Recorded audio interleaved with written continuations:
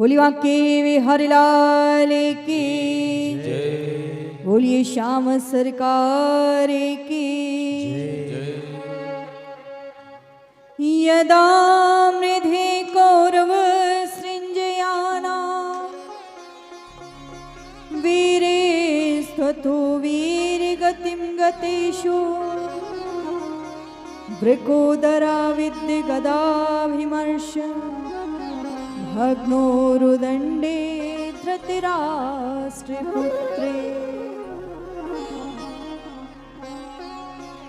कहते हैं महाभारत का युद्ध पूर्ण हो चुका था। महाभारत का युद्ध पूर्ण हो गया, दुर्योधन की जंघाएं टूटी हुई पड़ी थी। उस समय अश्वत्थामा आया। अश्वत्थामा ने आकर के दुर्योधन से कहा, अरे दुर्योधन, मैंने तुमसे पहले ही कहा था कि मुझको अपनी सेना का सेनापति बना दो। अगर तुमने मुझको अपनी सेना का सेनापति बना दिया होता तो तुमको आज ये दिन नहीं देखना पड़ता। दुर्योधन ने कहा, कोई बात नहीं। अरे अभी क्या हो गया? अभी तो मैं जीवित हूं, यानी कि कौरव जीवित हैं। अपनी जंघा से रक्त निकाल करके अश्वत्थामा का तिलक कर दिया। बोले, अश्वत्थामा जाओ, मैंने तुमको आज अपनी सेना का सेनापति बनाया। मेरी एक अंतिम इच्छा है। बोले, क्या? बोले, मेरी इच्छा है कि मैं पांचों पांडव ना सही किसी एक का कटा हुआ सर देखना चाहता हूं। सोचने लगा क्या करूं, लेकिन कहते हैं ना, अश्वत्थामा पांडवों को मारने के लिए निकला, लेकिन जिसका रक्षक स्वयं गोविंद हो उसका कोई कैसे बाल बांका कर सकता है। कि जाको राखे साइया और मार सके ना कोई, तो बाल न बाको कर सके जो जग बेरी हो। जिसका रक्षक स्वयं को गोविंद हो उसका कौन बाल बांका कर सकता है? उसका कोई बाल बांका नहीं कर सकता। आज भगवान पांचों पांडवों को वहां से लेकर के चले गए। बोले, आज विजय की प्रथम रात्रि है, चलो उत्सव मनाते हैं। अश्वत्थामा गया। अर्धरात्रि के समय अश्वत्थामा जैसे ही पहुंचा और जाकर के अश्वत्थामा ने उस समय क्या किया? आज जैसे ही अश्वत्थामा गया और अश्वत्थामा ने जाकर के जो देखा, देखने लगा और कहने लगा कि मैं क्या करूं। अर्धरात्रि के समय इसने काकउलूक नीति का प्रयोग किया।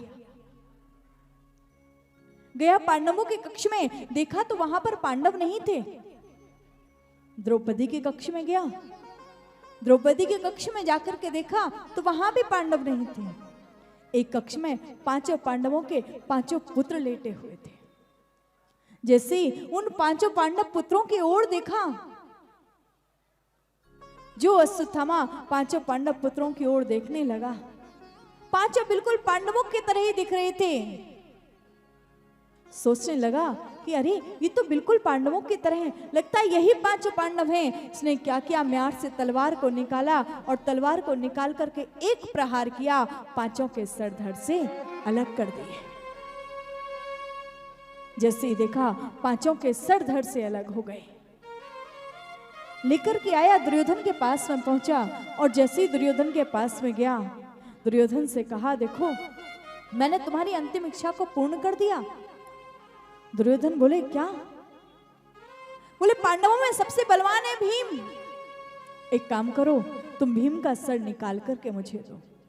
जो भीम का पुत्र था उसका सर निकाला और सर निकाल करके दे दिया। जैसे रसगुल्ला हाथ में आते ही पिचक जाता है, वैसे ही भीम के पुत्र का सर हाथ में आते ही पिचक गया। दुर्योधन बोला, अरे अश्वत्थामा, तूने क्या कर दिया? तूने तो मेरे वंश में कोई पानी देने वाला भी नहीं छोड़ा। तूने तो मेरे वंश को ही नष्ट कर दिया। अरे अश्वत्थामा, ये तूने क्या किया? ये पांडव नहीं है, ये भीम नहीं है, क्योंकि भीम इतना निर्बल नहीं है, भीम बहुत बलवान है। अकेले भीम के अंदर 10,000 हाथियों के बराबर का बल है। जो कहा सोचने लगा ये क्या। पर अश्वत्थामा ने सोचा अगर पांडव जीवित हैं तो फिर पांडव मुझे जीवित नहीं छोड़ेंगे। उसी समय आया और आकर के अश्वत्थामा बोली वाले कृष्ण लाल की, बोली श्याम सरकार की। जो ही कहा अश्वत्थामा ने सोचा अगर पांडव जीवित हैं तो फिर पांडव मुझे जीवित नहीं छोड़ेंगे। सोचने लगा क्या करूं, ये भागने लगा। इधर द्रौपदी की हालत, जैसे ही द्रौपदी पुत्रों के कक्ष में गई, जिस माँ के 5-5 पुत्र एक साथ मारे गए हों, उस माँ पर क्या बीतेगी। द्रौपदी की आंखों से आंसू गिर रहे हैं, द्रौपदी विलाप कर रही है। माता शिशूना निधिनं शुताना निशम्य घोरं परिताप्यमाना तदा रुदत्वा कलाकुलांची ताम सांत्वयन्ना किरीटमाली। हे किरीटमाली, देखो ना ये क्या हो गया, मेरे पुत्रों का प्राणांत हो गया। अर्जुन ने कहा द्रौपदी ने कभी मुझे नाम लेकर के नहीं पुकारा, पर आज ऐसा क्या हो गया जो द्रौपदी मुझे नाम लेकर के पुकार रही है। अर्जुन जैसे आए देखा 5 पुत्रों का प्राणांत हो चुका है। अर्जुन ने तुरंत हाथ में जल लिया और हाथ में जल लेकर के संकल्प कर लिया, द्रौपदी जिसने भी तुम्हारे पुत्रों का ये हाल किया है, मैं सूर्यास्त होने से पहले पहले उसका प्राणांत कर दूंगा। जैसे ही कहा भगवान कृष्ण को रथ का सारथी बनाया और अर्जुन ने रथ दौड़ा दिया अश्वत्थामा के पीछे पीछे। जो ही अश्वत्थामा के पीछे पीछे रथ दौड़ाया, अश्वत्थामा सोचने लगा ये अर्जुन तो मुझे जीवित नहीं छोड़ेगा। उस समय अश्वत्थामा ने क्या किया, अपना ब्रह्मास्त्र छोड़ दिया और जैसे ही ब्रह्मास्त्र छोड़ा भगवान के चरणों में अर्जुन गिर गए। अर्जुन ने कहा ब्रह्मास्त्र मुझे नष्ट कर डालेगा। भगवान से निवेदन करने लगे, कहने लगे कृष्ण कृष्ण कृष्ण महाबाहो भक्ता नाम भयंकरो तोमेको देयमानाना कवरगो असि संश्रुते। हे कृष्ण ये ब्रह्मास्त्र मुझे जला करके नष्ट कर डालेगा, कन्हैया मेरी रक्षा करो। भगवान ने कहा अर्जुन अश्वत्थामा को केवल ब्रह्मास्त्र चलाना आता है, पर तुमको तो ब्रह्मास्त्र चलाना भी आता है और लौटाना भी आता है। तुम भी अपना ब्रह्मास्त्र छोड़ दो ना। अर्जुन ने भी अपना ब्रह्मास्त्र छोड़ा, दोनों आपस में टकरा करके वहीं पर शांत होकर के गिर गए। अश्वत्थामा को घसीटते हुए लेकर के आए अर्जुन और लाकर के द्रौपदी के सामने डाल दिया। द्रौपदी बताओ इसको क्या दंड दूं।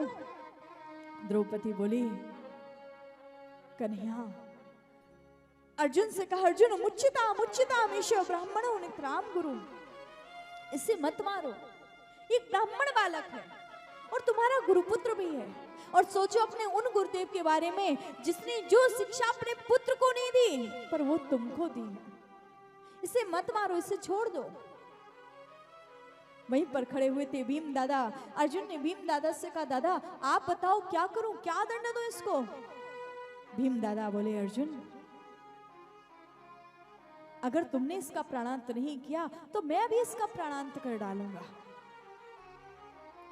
सोचने लगे, उसी समय आए नकुल सहदेव की ओर देखा। नकुल सहदेव बोले बड़े भैया ठीक ही कहते हैं, भैया इसका प्राणांत कर दो। जैसे ही कहा आज जो प्राणांत करने की बात कही, सोचने लगे क्या करूं। वहीं पर खड़े हुए थे युधिष्ठिर जी महाराज। युधिष्ठिर जी से पूछा, युधिष्ठिर जी ने कहा अर्जुन जैसा धर्म कहते हैं वैसा करो।